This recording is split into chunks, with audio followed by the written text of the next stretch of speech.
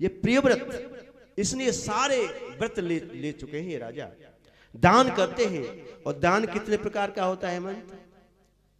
द्रव्य दान, दान कई प्रकार का होता है। द्रव्य दान, द्रव्य माने पैसा, मनी मेक्स द मेयर गो। दाम करें सब, दामोदर बैठे रहें, दुनिया में दो बड़े दामोदर और दामोदर बैठे रहें और दाम करें सब काम, मनी मेक्स द मेयर गो। तो द्रव्य दान आज के समय में ये सबसे बड़ा दान है। बिना पैसा के कुछ नहीं होता। दो यार थे, दो मित्र, उसके एक मित्र के यहाँ कोई बड़ा कार्यक्रम था। अब दूसरे जैसे गजेंद्र और हेमंत, एक बात तुम्हें पता नहीं है, गजेंद्र की शादी हो गई है। हाँ हेमंत की, सॉरी, हेमंत की शादी हो गई है। पिछली कथा में आया था तो अकेला था, अब दुकेला हो गया। पर लेकिन इसने तुम्हें लड्डू नहीं खिलाए। चलो अच्छी बात है। ले बताओ, गुरु को इसने एक बूंदी नहीं दी और चेलाओं को लड्डू खिला रहा है। ठीक है भाई, अच्छा। तो द्रव्य दान, जिसमें रुपया पैसा ये सोना ये चीज आती है। एक होता है सेवा दान, तन से, तन का दान, और एक होता है वस्त्र दान, अन्न दान, भंडारा आदि करते हैं, और एक होता है समय दान, हम किसी को समय दें, वक्त दें। तो ये दान, तो ये सब करने का इस प्रेरित ने व्रत लिया है। लेकिन वास्तविकता में दान क्या है? जरूरतमंद को उसकी जरूरत पूरी कर देना ही सबसे बड़ा दान कहलाता है। पवित्र सदाचारी को, और दान किसको करना चाहिए, इसमें बहुत बड़ी विशेष देखने की बात है। एक होती है दक्षिणा, एक होता है दान। तो कहते हैं ना कि दान के बाद दक्षिणा अवश्य है। दक्षिणा, भोजन कराया तो दक्षिणा दो, आप यज्ञ पूजन करा रहे तो दक्षिणा दो। और दान, दक्षिणा उसको दी जाती है कि जो कोई पांडित्य कर्म करे, विवाह पढ़ा, हवन कराया, यज्ञ कराई, पूजा पाठ कराया, तो उसको दक्षिणा दी जाती है। ध्यान रखना, दक्षिणा एज ए फीस, पारिश्रमिक, तो उसको दक्षिणा दी जाती है। और दान हरे को नहीं दिया जाता, ध्यान रखना। दक्षिणा हरे को दी जा सकती है जो कार्य करे, लेकिन दान सुपात्र को देना चाहिए। सदाचारी, त्यागी, संयमी, सदाचारी जिसमें कोई गलत आचरण हो, संयमी हो, ऐसे को दान करना चाहिए। अगर दान गलत जगह में हो गया तो तुम्हारा भी उसमें भला नहीं है। दान किसी दिव्य संत, परमार्थी संत को देना चाहिए। दान किसी जरूरतमंद को देना चाहिए। दान सदगुरु को देना चाहिए। तो ये दान की जगह बताए। पूजा विधान बताया, क्योंकि ये प्रिय व्रत नाम है ना, ये सारे व्रत से ले रखे, ऐसे नियम से चलता है। पूजा का विधान क्या, हम पूजा करते हैं लेकिन जीवन निकल गया, लाभ नहीं हुआ। नौ दुर्गा व्रत रखते हो, लेकिन कैसे रखते हो? अगर जैसे व्रत रखो, पूजा करो, तो निराकार साकार दो मूर्ति होती हैं, ध्यान रखना। एक साकार होती है शेरों वाली, है ना, दुर्गा। तो दुर्गा, नौ दुर्गा में दुर्गा जी की हम पूजा करते हैं, कैलेंडर मूर्ति रखते हैं, पूजा अर्चना हो गई, लेकिन अधूरी है। उस मूर्ति के साथ में एक मिट्टी की बिना स्वरूप वाली पिंड रूप में बना के रखो।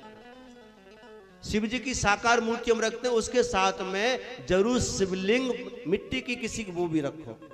गणेश जी हम साकार रूप रखते हैं, उनके साथ सुपारी आदि किसी की भी गणेश जी की रहते ना, पीली मिट्टी में कलावा लपेट लेते पंडित जी। तो ये पिंड रूप, ये निराकार रूप है भगवान का। तो ये दोनों रूप रखोगे, दोनों की पूजा करोगे, जब तुमको पूरा फल मिलेगा। तो ये पूजा का विधान बताया कि पूजा पंचोपचार 5 प्रकार से, और षोडशोपचार 16 प्रकार से। फिर तो आगे अनेकों प्रकार हैं, जैसे जैसे इसकी श्रद्धा है। कम से कम पंचोपचार, षोडशोपचार से पूजा करनी चाहिए, जिसमें आवाहन करना होता है, स्नान करना होता है, वस्त्र देना होता है, तिलक आदि लगाना होता है, और आरती, दीप, धूप, ये सारे भोग, ये सारी मिला करके षोडशोपचार हो जाती हैं। इस तरह से भक्ति भक्ति का भी इसमें चित्रण किया है। सुखदेव के राजन, भक्ति हमें कैसी करनी चाहिए? भक्ति घंटा हिलाना, धूप जलाना, दीप जलाना, ये कोई भक्ति नहीं है, ये नॉर्मल क्रिया है, ये भक्ति नहीं है। भक्ति रामायण में बाबा तुलसीदास ने समझाई है, भक्ति 9 प्रकार की भक्ति बताई है। और वहां भक्त प्रहलाद ने भी अपने पिता हिरण्याकश्यप को भी 9 प्रकार की भक्ति समझाई है। मैं समझाऊंगा आगे, रामचरित आएगा तो भगवान राम सबरी को बता रहे हैं कि ये सबरी मैं इस 9 प्रकार की भक्ति से प्रसन्न होता हूं। तो नवदा भक्ति का यहां प्रसंग आया है। जाप करते हैं, जाप किया करो। शुद्धता में आसन डाल करके आप बैठ करके जाप करो अपने मंत्र का, जितना हो सके उतना। अशुद्धि में माला से जाप मत करो, वैसे ही आप बैठ करके मन से जाप कर सकते हो। जाप करने के लिए अलग अलग मालाओं का विधान है, लेकिन रुद्राक्ष की माला सभी जापों में और सर्वोपरि है। रुद्राक्ष की माला से किसी मंत्र का जाप आप कर सकते हो। जाप के प्रकार बताएं। जिह्वा जाप, एक जीव से बोल बोल के हम मंत्र जाप करते हैं। अपने गुरु मंत्र का जोर जोर से उच्चारण नहीं करना चाहिए, ओटी ओट में कर लो। एक जिह्वा से जाप होता है, अंदर ही अंदर जीव से जाप होता है। एक ओठ से जाप होता है, एक मन से जाप होता है। फिर ये सब खत्म होने के बाद हृदय से जाप चलता है, अंदर ही अंदर चलता है। फिर ये भी खत्म हो जाता है, फिर श्वास के साथ अपने आप अजपा जाप चलता रहता है। तो ये जाप के विधान बताए। इसमें भी संख्यात्मक, कोई इतनी माला करनी है, कोई अनगिनत माला करता है, तो इस तरह से अपनी ये निश्चय कर लो। इतने लंबे समय से कहना नहीं चाहिए। मैं नित्य प्रतिदिन अपने गुरु मंत्र की 21 माला करता हूं सुबह शाम, और दिन रात भागवत में रहता हूं, अच्छा बोलता हूं, अच्छे प्रसंग रहता हूं, लेकिन फिर भी मुझे 21 माला रोज जाप करना पड़ता है। कल क्या हुआ, कल किसी कार से हम लेट हो गए और इधर भोजन की खबर आ गई, भोजन पर चले गए। फिर वहां से आए तो वीडियो देखने लग गए, ध्यान नहीं रहा। और फिर 11:30 बजे मुझे ध्यान आया, जब सोने जा रहा मैं सो गया, फिर मुझे ध्यान आया जाप नहीं किया। फिर मैं जगा और तब मैंने जाप किया रात को, तब सोया। तो ये नित्य प्रत इस तरह क्यों? क्योंकि मेरा परिवार बड़ा है, मेरा परिवार बड़ा है, परिवार में ज्यादा नहीं है, लेकिन ये तुम सब लोग बहुत मेरे परिवार से लोग, भक्त लोग, तो उनके लिए मुझे जाप करना पड़ता है, क्योंकि मुझे जरूरत नहीं है। क्योंकि जब मेरे पास बैंक बैलेंस नहीं हुआ तो मैं क्या दूंगा तुमको, और जब बैंक बैलेंस ही खत्म हो गया देता रहूंगा तो फिर मैं कंगाल हो जाऊंगा। कंगाल हो गया तो फिर मैं, तुम्हारी तो गति हो जाएगी लेकिन मेरी अधोगति हो जाएगी। अपने बचाव के लिए तो ये मुझे करना पड़ता है। तो ये जाप करो। बोले गोविंद भगवान की जय। ये काम की चीजें हैं। ध्यान, बहुत से लोग ध्यान करते हैं, और ध्यान कैसे करें, किसका करें, कहां करें, ये भी इसने बताया है कि हम आसन लगाएं, मन एकाग्र करें। मन एकाग्र नहीं होता है, मन बहुत चंचल है, लेकिन धीरे धीरे अभ्यास से वो स्थिर हो जाता है। अब जब ध्यान करते हैं तो ये समस्या आती है कि महाराज जब हम ध्यान में बैठते हैं तो संसार की बातें आती हैं, अच्छी बुरी भली, लड़ाई की, प्यार की, सब बातें उस समय आती हैं। अब बताओ, ये समस्या आती है, लोग हमसे शिकायत करते कहते हैं। तो ये वास्तविकता ये है कि वो सांसारिक बातें आती नहीं है, वो जाती हैं। जब तुम ध्यान करने बैठोगे तो वो जो तुम्हारे दिमाग में, जो दिल में, जो मन में भरा हुआ है ना, सांसारिक कूड़ा कबाड़ा, वो निकलता है। क्योंकि भगवान का नाम जा रहा है और भगवान के नाम से भयभीत होकर के वो सारी चीजें निकलती हैं।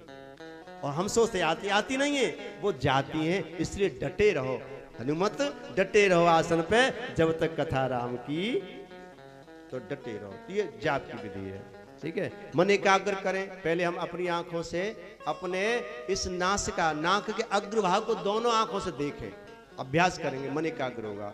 फिर धीरे धीरे हम अपने गुरु की मूर्ति या भगवान की मूर्ति पर ध्यान केंद्रित करें।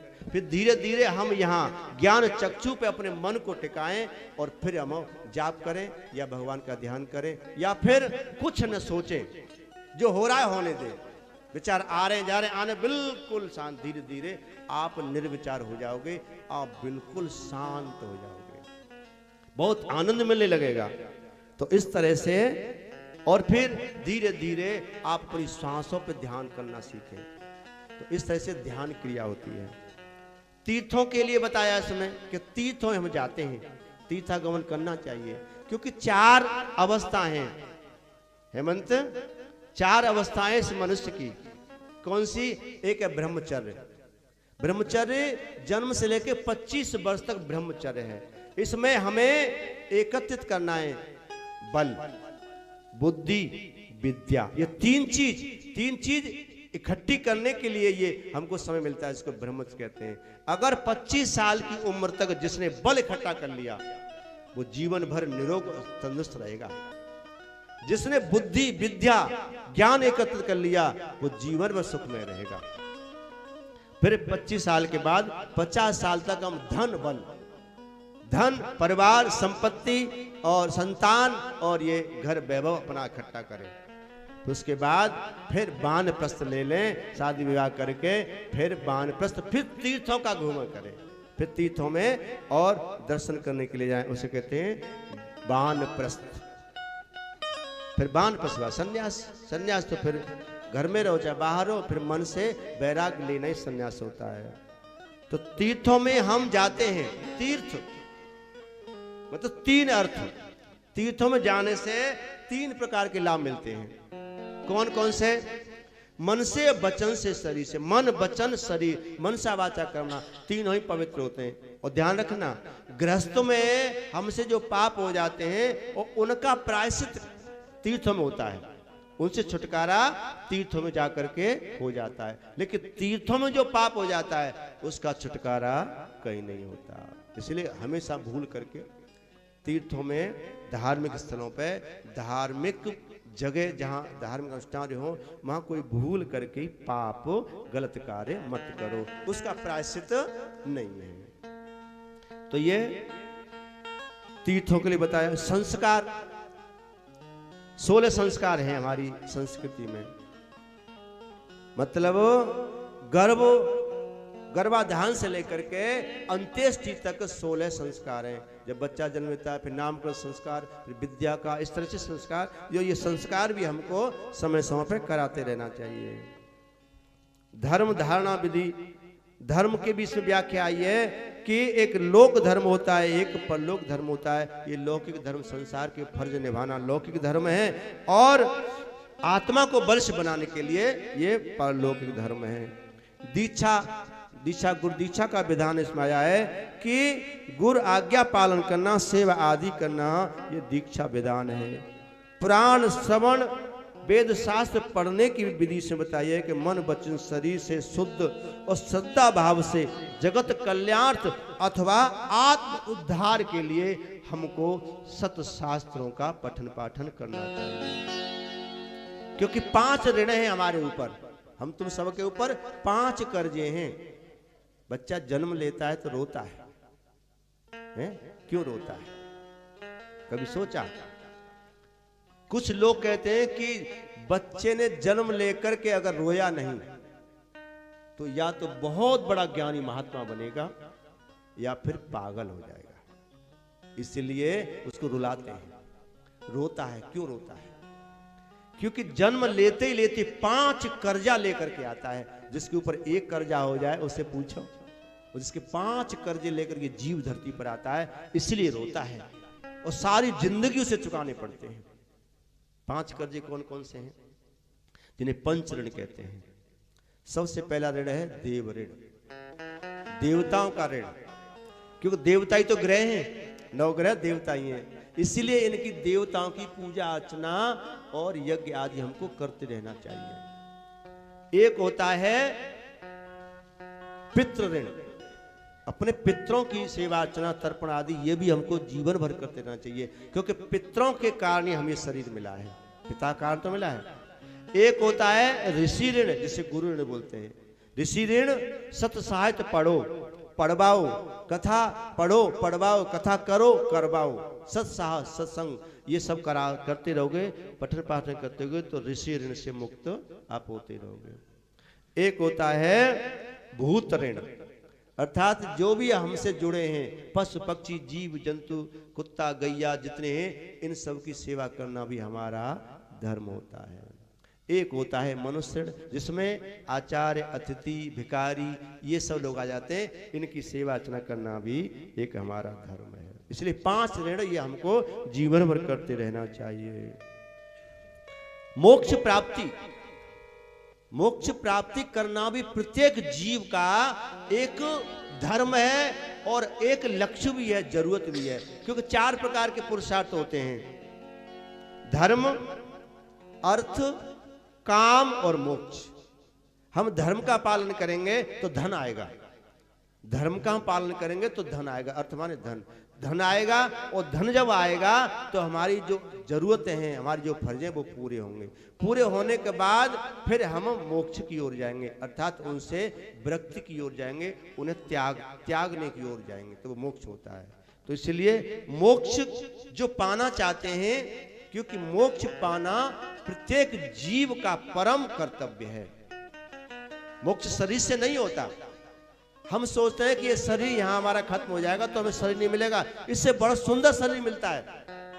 ये पंच तत्व का शरीर, स्थूल शरीर इसको बोलते हैं, इससे बहुत सुंदर शरीर मिलता है मोक्ष के बाद। वो 3 तत्व होते हैं उसमें उसे सूक्ष्म शरीर कहते हैं, बड़ा पवित्र। वो कहीं भी, अब तो तुम कहीं जा नहीं सकते हो, लेकिन उस शरीर से तुम देवलोक, गोलोक, स्वर्गलोक, वैकुंठ लोक, धरती पर कहीं भी आ जा सकते हो। तो वो सूक्ष्म शरीर तुमको मिलेगा। तो ये होता है मोक्ष के लिए समत्व भाव रखें, हर स्थिति में अपने को एक समान बनाए रखें, सुखी दुखी समीकृता लाभा लाभो जया जयो। और समय ईश्वरीय दृष्टि देखें, समय भगवान का दर्शन करें और अपनी इच्छाओं का दमन करें, और बिल्कुल सादगी, या तो अपने को अमर समझ करके जीवन यापन करें आत्मा भाव, या फिर अपने को मृत समझ करके जीवन यापन करें कि अब हमारा तो शरीर है तो मरा हुआ है। तो इस तरह से इच्छाओं का दमन करें, समत्व भाव रखें, और समय ईश्वरी दृष्टि हम रखते हुए जीवन यापन करेंगे तो मोक्ष निश्चित है। बोलिए आनंद कंद भगवान की जय। एक चीज और बता दूं, घड़ी की सुइयां तो तेज भाग रही हैं, कि 12 राशि होती हैं, और 12 राशि जिन जिन की जो राशि है वो सुन लें कि उनके लिए उनके उपयुक्त और लाभकारी किस देवता की पूजा उनके लिए बहुत हितकर रहेगी। एक तो इष्ट होता है, गुरु के द्वारा इष्ट मिलता है, और एक होता है जिनके गुरु नहीं है तो उन्हें राशि के अनुसार शास्त्रों में इष्ट की व्याख्या की गई है। समझ लेना, जिनकी मेष राशि है, जिनकी आ शब्द से चा शब्द से नाम बनते मेष राशि है, तो मेष राशि वाले जो ब्रह्मचारी वो हनुमान जी की पूजा करें, हनुमान जी उनके अनुरूप देवता हैं। और जो शादीशुदा हैं वो भगवान शिव की पूजा करें, जिनकी मेष राशि है, बहुत जल्दी प्रसन्न होंगे, कृपा होगी। जिनकी वृष राशि है, मैया लक्ष्मी की पूजा करें, गौरी दुर्गा की पूजा करें, और भैया शिव जी की पूजा करें, जिनकी वृष राशि है। जिनकी मिथुन राशि है वो गणेश जी की पूजा कर सकते हैं, बहुत जल्दी कृपा होगी। दुर्गा जी की भी कर सकते हैं, नारायण विष्णु शिव की भी कर सकते हैं। जिनकी कर्क राशि है वो शिव जी की कर सकते हैं, पार्वती की कर सकते हैं, और कृष्ण की कर सकते हैं। इनमें से कोई भी एक देव चुन सकते हो। जिनकी सिंह राशि है वो भगवान राम की पूजा करें, बहुत जल्दी लाभ मिलेगा। सूर्य की पूजा करें, विष्णु की पूजा करें, और भगवान शिव की भी पूजा कर सकते हैं, बहुत जल्दी लाभ मिलेगा। जिनकी तुला राशि है वो लक्ष्मी की पूजा करें, दुर्गा की पूजा कर सकते हैं, और कृष्ण की भी पूजा कर सकते हैं। वृश्चिक राशि वाले भोलेनाथ की पूजा कर सकते हैं। धनु राशि वाले श्री कृष्ण नारायण विष्णु सूर्य की पूजा कर सकते हैं। मकर राशि वाले भोलेनाथ दुर्गा हनुमान जी की पूजा कर सकते हैं। काली की भी पूजा उनके लिए बताइए, ये इष्ट है इनके, इनमें से एक इष्ट अपने लिए राशि अनुसार चुन लो, बहुत जल्दी आपको लाभ मिलेगा। मीन राशि वाले श्री कृष्ण की, विष्णु की, गणेश की, इनमें से कोई भी देव की पूजा कर सकते हैं। अपनी राशि के अनुसार इष्ट भी चुन सकते हो। दूसरे नंबर पे, पहले नंबर पे गुरु से जो इष्ट आपको मिला है वो तो फिर सर्वमान्य है ही। बोलिए गोविंद भगवान की जय। इसीलिए अनन्य भाव से भगवान का चिंतन करो। और यही उस राजा प्रियव्रत ने अपने जीवन में सारे व्रत ले लिए। कहते हैं ना कि जीवन है तेरे हवाले, जीवन है तेरे हवाले मुरलिया वाले, जीवन है तेरे हवाले मुरलिया वाले, जीवन है तेरे हवाले मुरलिया वाले, मुरलिया वाले कमरिया वाले, मुरलिया वाले सांवरिया प्यारे, जीवन है तेरे हवाले मुरलिया वाले, जीवन है तेरे हवाले मुरलिया वाले, जीवन है तेरे हवाले मुरलिया वाले।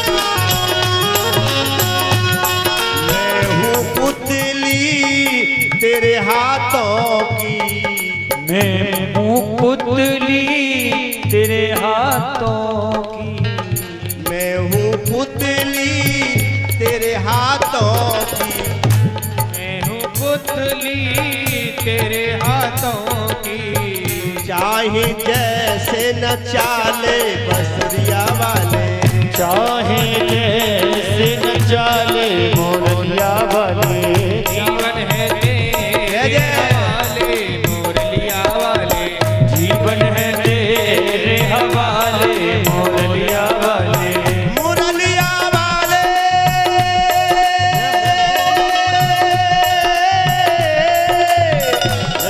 मुरलिया वाले,